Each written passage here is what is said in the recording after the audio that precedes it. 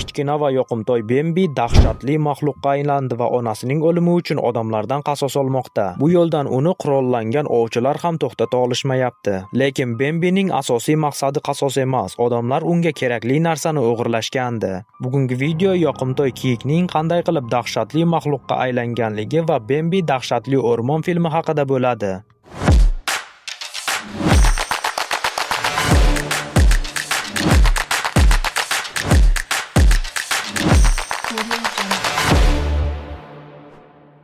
Bembi personaji Disney kompaniyasiga tegishli bo'lib, ilk bor 1941-yildagi animatsion filmda debyut qiladi. Lekin ushbu personaj 1942-yildagi to'liq metrajli multfilmdan so'ng katta mashhurlikka erishadi. Ushbu multfilmning boshida Bembining onasi ovchi tomonidan o'ldiriladi. Bu esa animatsiya tarixidagi eng fojiali sahnalardan biri bo'lib, Bembining ulg'ayishi va otasi bilan bo'lgan munosabatlarining yaxshilanishiga sabab bo'ladi. Onasining o'limi Bembining haqiqiy xavf bilan birinchi marta duch kelishi va uni ulg'ayishga va dunyoning shafqatsizligini tushunishga majbur qiladi. Shu tariqa Bembi personaji Disneyning barcha film va multfilmlarida faol qatnashib keladi. 2021-yilga kelib esa Disney kompaniyasi xuddi Winnie Pooh kabi Bembi personajining avtorlik huquqini ham qisman yo'qotdi. Shuning uchun Winnie Pooh Qon va asal filmining avtorlari ushbu personaj haqida ham horror film ishlashga qaror qilishadi. Filmning ilk titrlarida bizga o'rmondagi kitobning ochilishi va Bembining tarixini ko'rsatishadi. Unda Bembi onasining o'limidan so'ng qanday hayot kechirganligi va ulg'ayganligi ko'rsatiladi.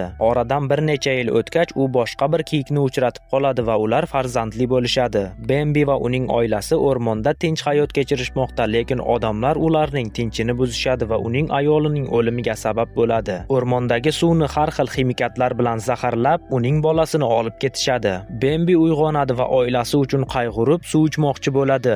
Lekin bu zaharli suv Bembini vahshiy qotilga aylantiradi. Endi u onasi, ayoli va bolasi uchun qasos olishga tayyor. Shundan so'ng film voqealari ayol, bola va taksist tomon buriladi. Ayol anchadan beri ko'rinmay ketgan erini qidirmoqda. Qorong'u va qo'rqinchli o'rmonni kesib o'tayotgan taksist bolaning ahvoli yomonlashgani bois mashinani to'xtatadi. Shunda bola o'rmon ichida kimdir borligini sezadi va mashinaga qaytadi. Ular yo'lda davom etayotgan paytda oldilaridan ulkan kiyik paydo bo'ladi va mashinani ag'darib tashlaydi. Bembi haydovchini o'ldirayotgan paytda ayol va bolasi mashina shishasini sindirib o'rmon tomon qochib ketishadi. Bu vaqt ichida esa ular bormoqchi bo'lgan uydagi yaqinlari ayol va bolasi kechikayotganligidan xavotir olishadi. Uydagilar esini yeb qo'ygan deb o'ylaydigan kampir o'rmon tomon chiqib, Bembi deya kiyikning ismini takrorlardi. Kampir xonasiga qaytgach, Bembining rasmlarini chizganligini ko'rishimiz mumkin. Shu payt ayol va uning bolasi Bembi changalidan qochib uyga arang yetib kelishadi. Ularni ulkan kiyik ta'qib qilganini aytganida ularga hech kim ishonmaydi. Bu payt ichida esa o'rmon ichidagi ovchilar vayron bo'lgan mashinaga duch kelishadi va uni tekshirib chiqadi. Aqldan ozgan kampir o'rmon tomon qo'rquv bilan boqardi. Oradan bir necha daqiqa o'tib esa Bembi uyga bostirib kiradi.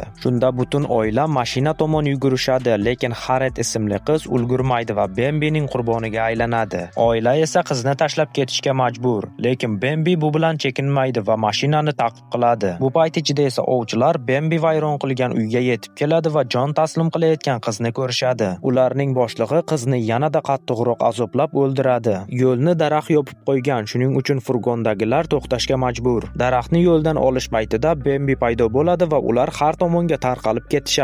Bolalardan biri o'rmon ichida Bembidan qochish paytida yiqilib hushidan ketadi. Lekin uning ust-boshi har xil axlatlarga urilganligi bois Bembi uni yeyishdan bosh tortadi. O'rmonning ikkinchi tomonda ayol bolasi bilan boshpana qidirmoqda. Bu yigit esa telefoni uchun signal izlayotgan paytda quyonlar guruhiga duch keladi. Lekin bu oddiy quyonlar emas, mutantlar bo'lib, ular bolani paqqos tushiradi. Shu payt ovchilar tirik qolganlarning oldidan chiqadi va ularni xavfsiz joyga olib borishadi. Lekin ayol nega ular politsiyachilarni chaqirmayotganligidan shubha qiladi. Ma'lum bo'lishicha, ushbu ovchilar o'rmonning zaharlanishiga sabab bo'lishgan va endi o'rmondagi barcha vahshiy jonzotlarni qirib tashlamaguncha politsiyaga qo'ng'iroq qilishmaydi. Ular shuningdek Bembining bolasini ham o'g'irlashgan. Ushbu voqealarda otasining ham qo'li borligini sezib qolgan bola o'rmon tomon qochib ketadi va u yerda 2 nafar ovchi Bembining bolasini qafasda olib ketayotganligini ko'rib qoladi. Shu payt u yerga Bembi tashlanadi va birini boshini uzib tashlaydi. boshlaydi. Bola kichkina kiyikni qutqarish uchun uni qafasdan oladi va o'rmon tomon yugurib ketadi. Ma'lum bo'lishicha, Bambiga faqatgina uning bolasi kerak. Shunda ayol unga kichkina kiyikni beradi, lekin Mike tinchgina ketishni xohlamaydi va unga qarata o'q uzadi. Mike'ni aqldan ozgan kampir to'xtatib qoladi, lekin endi kech edi. Orqasidan bir nechta o'q yegan Bambi sekin-asta yerga yiqiladi va halok bo'ladi. Bolasi esa uning tepasida xomush turardi va shu bilan film yakunlanadi. Lekin bu Bambi uchun yakun emas. U yangi ishlab chiqarilayotgan Puxverse Maxluqlar birlashadi nomli filmda Winnie Pux bilan birgalikda qaytadi va odamlarga qarshi urush e'lon qiladi. Hozircha ushbu film haqida hech qanday yangiliklar yo'q. Agar chiqib qolsa, bizning Telegram kanalimiz orqali xabardor bo'lishingiz mumkin. Telegram kanalimiz manzili video ostida. Roligimiz ham o'z nihoyasiga yetdi. Agar yoqqan bo'lsa, albatta like bosib, kanalga ham obuna bo'lib qo'ying. Keyingi videolarda ko'rishguncha sog' bo'ling, salomat bo'ling.